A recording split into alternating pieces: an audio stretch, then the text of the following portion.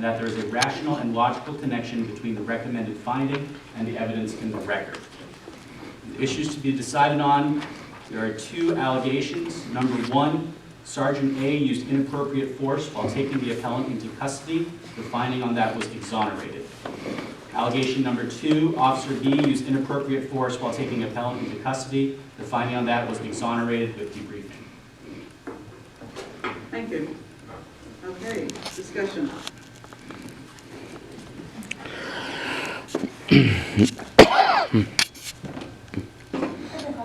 There are a couple of things that come to mind. Well, the first thing that this is in regards to the first allegation. It is the Directive 1010.20, and it says it is the policy of the Bureau to accomplish its mission as effectively as possible with as little reliance on force as practical.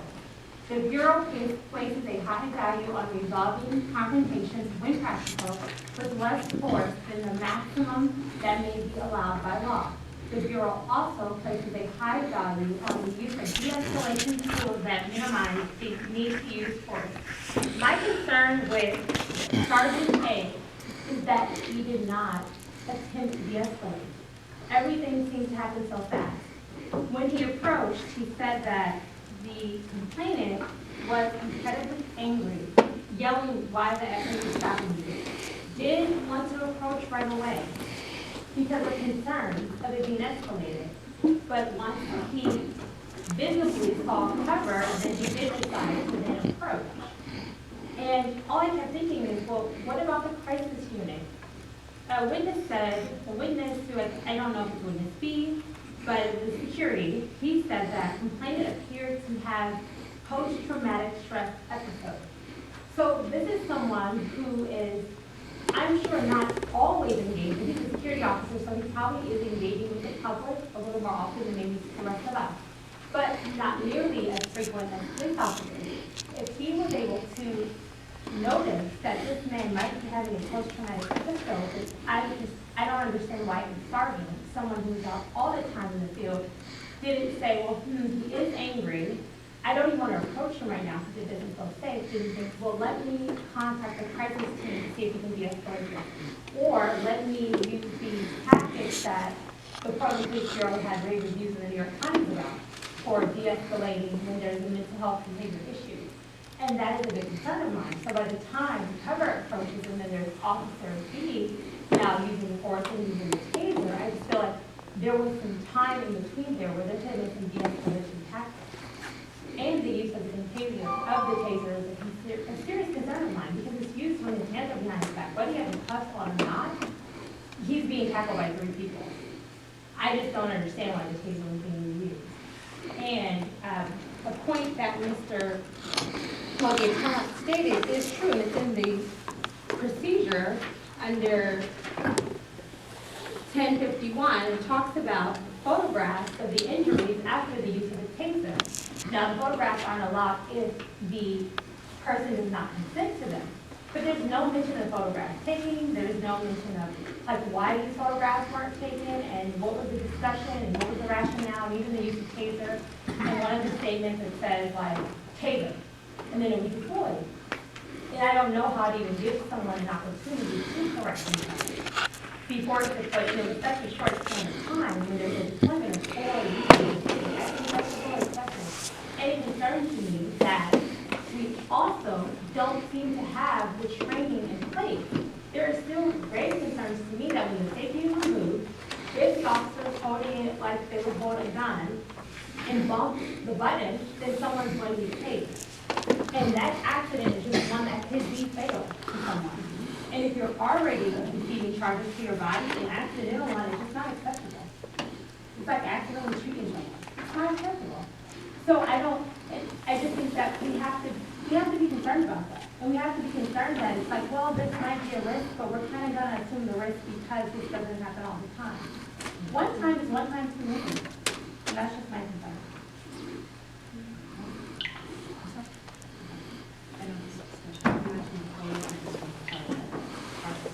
Mike, sorry, the photo? Mike? In the after action, No. I don't know if that's what you're looking at. The it says here by a particular sergeant who conducted the after accident time, that the appellant was unable to be photographed due to his behavior. So I just wanted to let you know that that part was part of the file.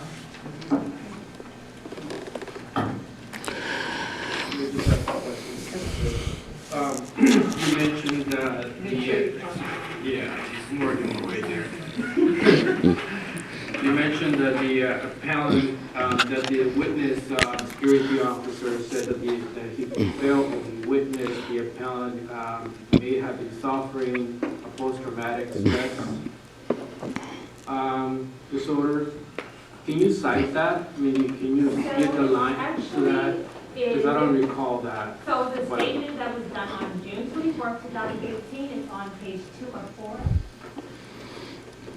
Let's see if I can find it in here. It's on the Probably not, but as in the, you No, it's in know the that packet. is. Yeah, I have the. And it's by a witness, right? It's Not by an a witness, officer. it's by a witness who's a security guard. Okay. Because there is a lot of, he said talks a lot about, it's kind of confusing whether, he was talking about the appellant, or he was talking about, in that case, the victim or the. Oh, no, he wasn't referring To the to, victim. he did say that there's going to be an interaction and they described him wearing an orange t-shirt on the bike and that he was circling. And he kind of flagged down the officer too to say, hey, that's where he is. These were all in the statement.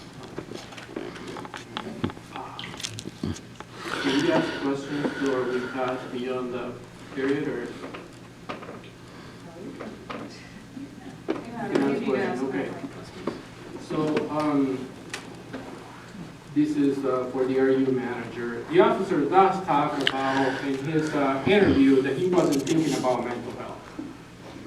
And so the question that kind of developed here is, if he would have been thinking about mental health, how fast or, how long it would have taken for a crisis intervention unit to arrive on scene? Do we know? I'd have to go look at training records, but Officer B and the partner that was in the car with him are both at least crisis intervention trained, if not both ECIT officers. But I don't know what the date is that they have received that training.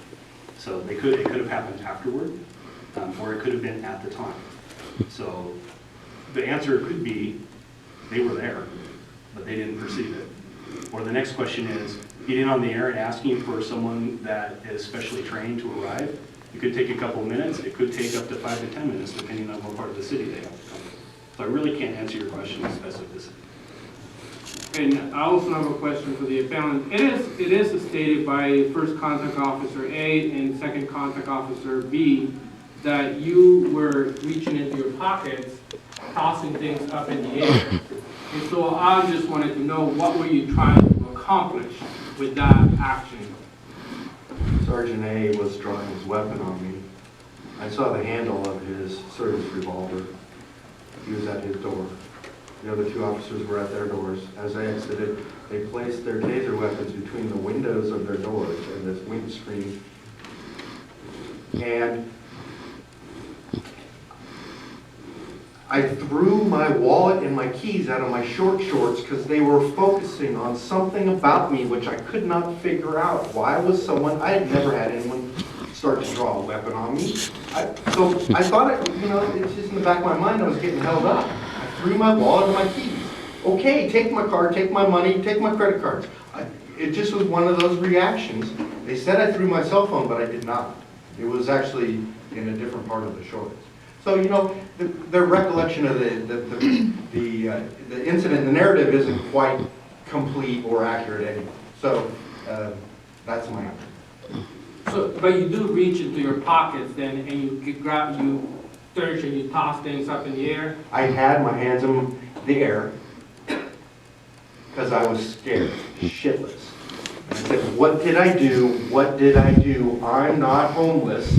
The other two officers appeared in the same car, put their taser weapons between their doors and the windscreen, at which point I went into my pockets of my short shorts that I'm riding my bicycle, exercising, lifted up the keys in my right hand and my wallet in my left hand, got it on me right now in my left pocket, same as I always do, my keys in my right pocket as I always do, These were short shorts. I just didn't know why they were focusing on me. Dove in and threw them down 6 feet in front of my toes. They were 25 feet away from me, all three of them. At which point they said, turn around, turn around. I followed their only directive. And then they came and you saw the video. The rest is there. Thank you, sir. Yeah. I have a question. I'm sorry, I know we're supposed to ask about training during training sessions, but sometimes it gets triggered as we go. So it sounded like two of the other kind of backup officers that showed up had this kind of higher level of specialty training. Is there any, because I imagine you kind of come onto a scene, things are going on, and you're going to defer to the person who is kind of on the scene because they know the whole story. And I'm wondering, when it comes to, if that person hasn't had the specialty training and someone is coming in, is there any kind of procedure around that for someone to kind of be like, hey, let's step back and convene? I know those aren't always possible, but I'm just curious if there's...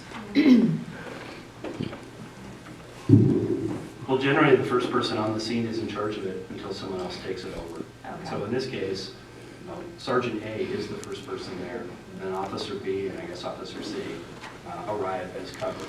And at that point, I don't think there was any discussion as to whether they were going to change their approach, because I think by that time, Sergeant A had already decided that it was threshold for wanting to get this person into handcuffs had been met.